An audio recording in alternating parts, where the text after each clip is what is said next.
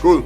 All right, good night, everybody. We're inside the Trinidad Cast. This is season 1, episode 1. We are officially finished beta testing and we are now doing our actual episodes. You can get your link to the podcast at anchor.fm/makeITsimpleTT. I think I should name it to Trinidad Cast, but I was testing, so we most likely change it to Trinidad Cast. And last week's beta 4 episode would be up. And we will have this one, season 1, episode 1 up this week. So we have 3 topics that we're going to deal with today. But before I do that, let me introduce to you Mr. Redbit himself. Wait now. Why do you call it Redbit? Why? That kind of, that kind of random. It was kind of me and another guy. One of my colleagues got a job to do our work, and the person we were dealing with had his own company, and he didn't want to deal with individuals. He wanted to deal with our company. So we had to come up with a name. I left the name up to him. He came up with Redbit. A few years later, he signed the company over to me.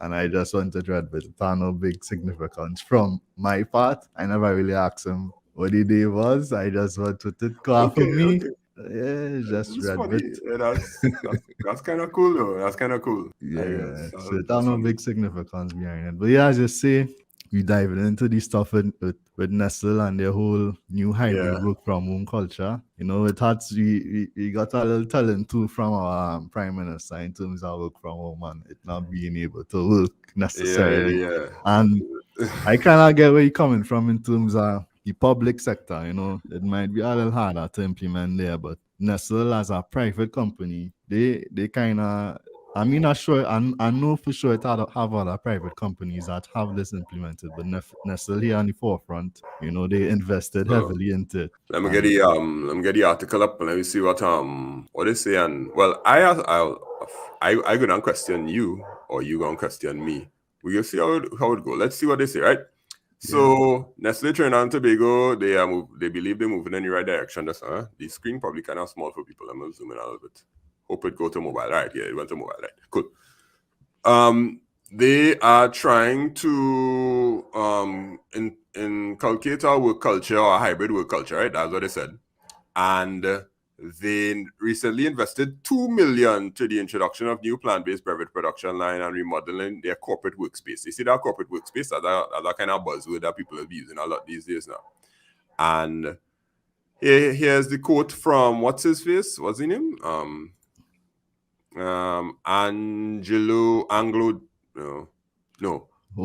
de la Maza. Yeah, Jose de la Maza. So one of the hot quotes or the hot takes here is that this new facility embraces a collaborative work culture. We are working smarter to reduce our carbon footprint, catering for 60% of our workforce on site each day. How successful do you think this initiative for Nestle will be? Like, what you think it will be like a success for the average worker?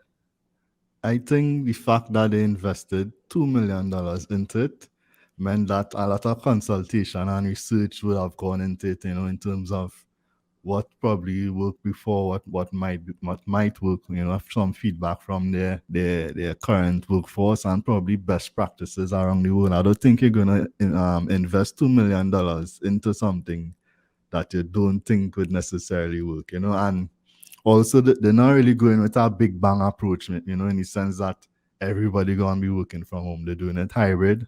60% of the workforce going to be out each day. So they kind of meeting in the middle to have a little compromise and just for the fact that, it's a hybrid approach, you're not going to ruffle too many feathers, but at the same time, some people every time each week going to benefit from it in terms of, your mental health, not having to spend 3-4 hours in traffic every day, all right. I take your point. Yeah, here's the next hot take, right? Our head office is fully equipped with intelligent tools that leverage technology so that employees working virtually can be fully connected to what's happening here in Valsain, and the interface between people working at home and people working on site should be seamless. Well, you working from home for what, 5 years now? 7 years now? Longer than that? 2015. How long is that? 7 years. Like 7 years, 7 right? years, yeah. You working from home. So you understand the concept of working from home. Do you think that more sectors should come on board, and if Nestle is one of those, how they work from home gonna look, because I don't work from home, but you do. So Yeah. I don't necessarily think everybody could work from home. You know, some sectors it could work, some it can't work, and yeah, this kind of approach is probably the way you could kind of test the waters. You know, you're probably not in your company's best interest to just go full blown work from home because yeah, in the pandemic the workers benefited, but it also had a next flip side to it.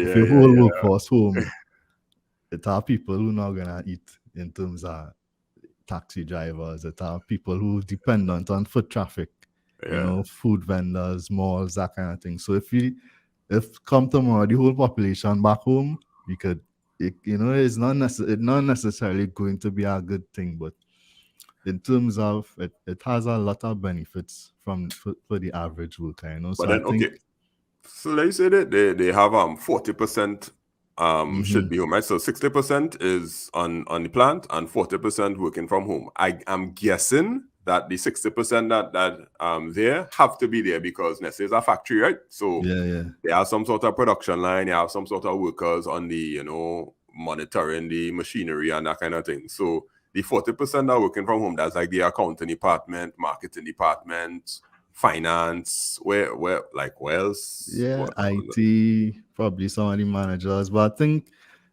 in this $2 million may have also been to automate some of the processes, so you never know if they automated some of the factory stuff, you know, that was Okay, going okay, on as okay, well, okay. you know. Yeah, yeah, 'Cause yeah. yeah, it could be they're bringing new machinery that could take the place of some monotonous human, you know, stuff that used to be going on. You never know. I didn't think about that, I didn't think about that. Because me, like the average person, when they read that article, they'll think they're paying $2 million to buy laptops, servers, VPN, create a cloud, all of the technical stuff that IT people would normally think about. Yeah, But now that you bring that up, they could have automated a lot of this stuff so that, well, if they automate a lot of this stuff, that means men losing their job. it don't necessarily mean you had to lose your job, you know, because some people uh, will see work from home, or some people will see automate and automatically think, all right, this person gonna lose the job. But you could retrain and do something else, you know. all So it right. don't necessarily mean you had to lose your So, job. so in essence, you're telling me if they automate a certain thing, one of the factory workers could be retrained to sit down behind a computer screen and just monitor the levels of the milk inside the tank I mean, you never know, you from never a know. from a very simplistic view, just to make sure all the viewers out there understand. We Yeah, saying, that it could be that the automations that they put in place, certain people could get a reclassification of their job where they monitor any equipment, but they don't have to be there physically to monitor the equipment. So I think, okay. it has been a breath of fresh air for me because before that, I was working 9 to 5 in the office every day, and for me, Uh, you know, mentally, you know, traffic, you save on gas, you save on food. But on the flip side, for you, you were in the midst of it in the pandemic, you were forced to kind yeah. of go online. So I guess, and I mean, I've heard from teachers and parents that it didn't necessarily work for them. But so, how was your experience doing that work from home in your field?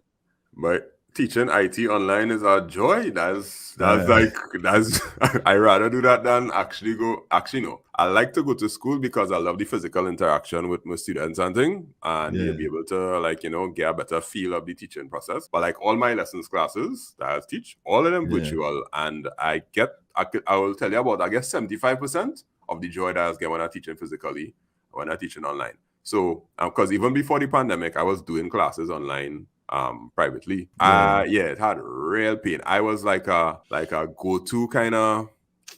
It was like one set of YouTube videos that You pop was on the the IT information. guy in you was the Yeah, IT guy in the almost not just school, like almost to Trinidad. Like I put up YouTube videos about how to use Google Classroom, went on yeah. TTT, do all kind of Okay, demonstration, okay, okay. all kind of thing went on because it seemed like everybody was believing that it wasn't possible now. And I was like, no, it is possible. People have been doing it, but you just need to refactor what you're doing. The good thing is a lot of teachers would have digitize plenty of the work and their Mm-hmm. notes, and it have a little spillover where some teachers still using the at least Google Classroom So you don't have as much printing and paper and all that stuff to go on.